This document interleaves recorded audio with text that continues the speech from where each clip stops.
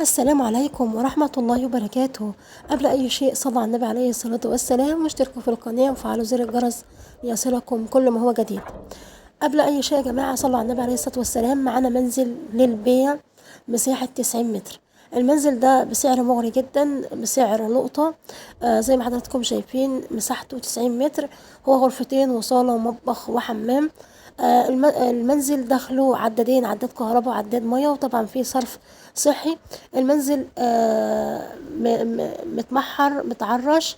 طبعا يا جماعة المنزل سويسي، لكن يشيل معاك 3-4 أدوار، يعني حلو جدا.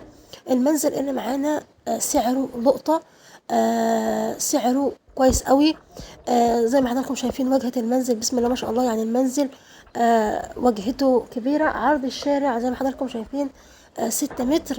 المنزل داخله عدادين كهرباء عداد كهرباء وعداد مية.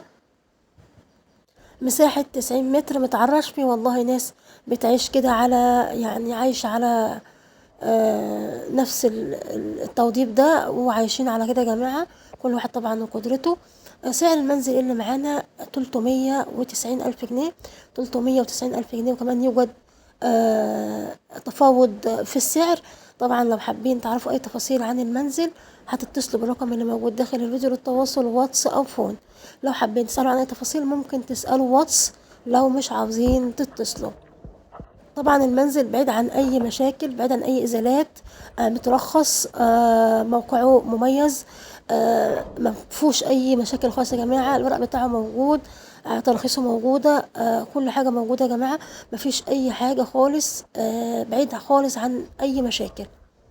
العنوان موجود في قرية الشرفة.